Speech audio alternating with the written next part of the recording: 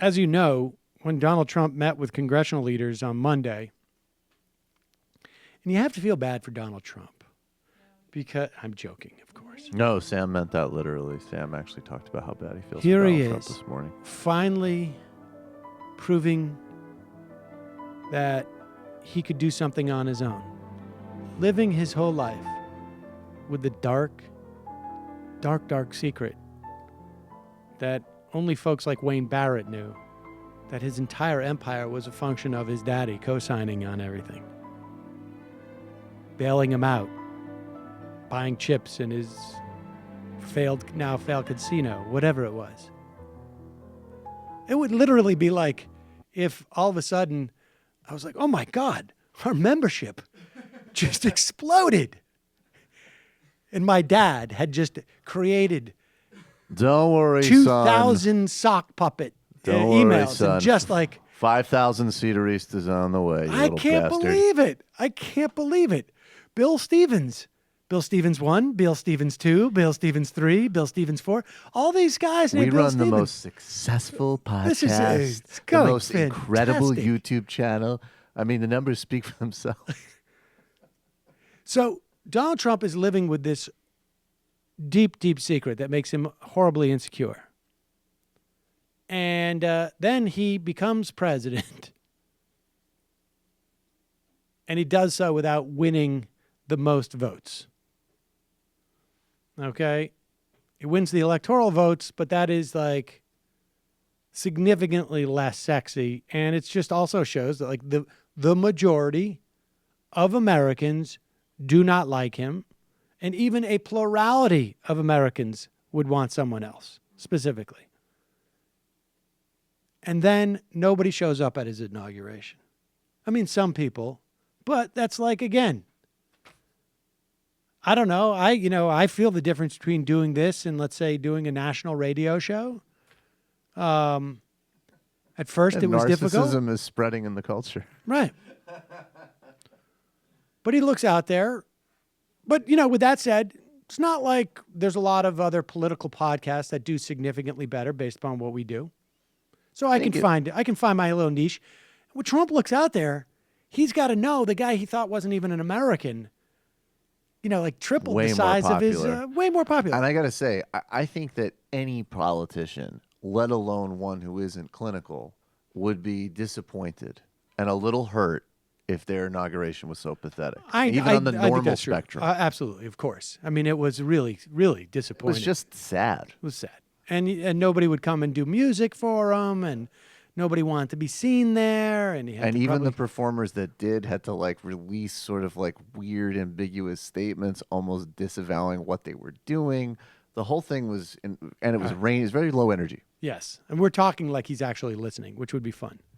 But you never know. You never know. You literally never know. So here he is. He's feeling very defensive. So on Monday, first day in the office, he's got to come in. He's got to say, "Hey, I actually did get more votes than she did. It's just that there was voter fraud." And he may not have realized that his boy Sean Spicer's got to go out and actually see the press that day. He doesn't know how this works. So poor Sean Spicer. And when I say poor, I'm not saying you should feel sympathy for these people. I'm just saying the sad sack. It's just poor, just rolls off the tongue more. Usually I'm used to having empathy, but anybody associated with this administration, no empathy from me. Sorry. So here's Sean Spicer trying to explain this whole voter fraud, illegal vote thing. Now, one thing that you will notice if you have watched a lot of these White House press briefings, regardless of who it was, Ernst or who was it, Bill, I can't remember his name, the first guy for Gibbs or Ari Fleischer. I'm just going back on some of the ones that stick out for me. The guy from Fox News, I can't remember, who passed away. They always refer to we. If they're not, unless they're talking about a specific agency.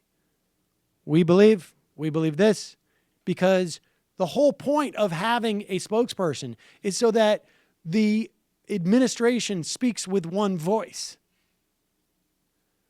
But even Sean Spicer on day 2, he's already doing the same thing all those performers who performed, and they were like, well, I actually thought that it was I thought it was a different gig, and I got here, and I was like, oh, set up, and then it was, so they're all keeping it at arm's length. Here's Sean Spicer, keeping it at arm's length, basically saying like, yeah, he's crazy, but he is the president. For you, Cecilia. Does the president believe that millions voted illegally in this election, and what evidence do you have of widespread voter fraud in this election, if that's the case? The president does believe that. He has stated that before. I think he stated his concerns of voter fraud and people voting illegally during the campaign, and he continues to maintain that belief based on studies and evidence that people have presented to him. But exactly what evidence? Speaker Ryan today said there's no evidence. The National Association of Secretaries of State say that they don't agree with the president's assessment. What evidence do you have? As I said, I think the president has believed that for a while based on studies and information he has. John Roberts. Pause it. Now, usually what they would say in this situation is like, here's our evidence. Like, not the president's out there by himself and other people have given him information and, people are talking to him. We can't stop him from talking to people. Maybe Mike Flynn's kid got in there. Dad! There's like 20 million dead Guatemalans that voted for Hillary Clinton in a loosely defined conspiracy so that they could have a rape cage at a pizza parlor. All right. Now this Have a drink and tell President Trump. So Spicer's trying to keep it at arm's length. And it continues. Administration, they quietly. I think it's worth clarifying whether illegal ballots or illegal immigrants. And I think there's been studies. There's one that came out of Pew in 2008 that showed 14% of people who have voted were non-citizens. There's other studies that have been presented to him. It's a belief he maintains. I mean, just that they were counted improperly, as Dick Durbin says the president personally told him last night. It was that the people who voted. I think I have asked and answered it. It's a belief that he's maintained for a while, a concern that he has about voter fraud. And that's based on information that's provided. Pause it. So it's a belief he's maintained for a while, and I believe there are studies out there. There's one from Pew. Incidentally, that study from Pew was repudiated not only by political scientists at the time that it came out, but by the guy who conducted the study.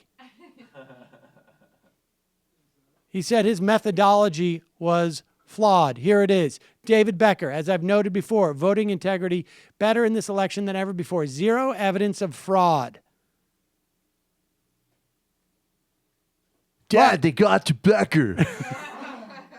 But Sean Spicer goes on. Mara Liasson now is very possibly responsible for the lunatics tweeting. Here we go. Yeah. If 3 to 5 million people voted illegally, that is a scandal of astronomical proportions. Doesn't he want to restore Americans' faith in their ballot system? Wouldn't he want an investigation of this? Well, this is but Mara, as I've noted several times now, he's believed this for a long time, and I think he won fairly overwhelmingly. So he's not. And look, we'll work. Pause it. He won fairly overwhelmingly, which is also incidentally not the case. So he's not. In other words, there's this massive fraud that's going on. 3 million, that's an enormous number of votes, particularly since he won by 70,000 on the electoral side. Not even. 3 million, that's an enormous amount of votes. Well, he won, so he's not that interested in it. Investigate something we will. The biggest scandal in American electoral history. 3 to 5 million people voting illegally. I think we'll see where we go from here. But right now, the focus that the president has is on putting Americans back to work. I don't think so. Turns out that's not his biggest focus, because just hours later, ladies and gentlemen, Donald Trump tweets out that, in fact, we're going to go ahead with a major investigation. He writes, I will be asking for a major investigation into voter fraud, including those registered to vote in 2 states, those who are legal, and even those registered to vote who are dead, and many for a long time. Depending on results, we will strengthen up voting procedures. Turns out Bannon, his advisor, registered in 2 states. But that's different because he's white. And he voted for me. And he voted for me. Do I need to spell out the subtext here? You know what's amazing is that if we did a show today where we were like, look, we're left wing, but we got to be honest, there was massive, huge, overwhelming voter fraud. We could get, like, we could both be up for the Spicer gig after he gets fired if he found out about it. These guys, they have I guess it's like an internet show. They admitted it, and they're Democrats. We should give them top-level jobs. Great guys. Hey, it's Sam Seder. Why don't you subscribe to this channel? You can do so right over here. Subscribe.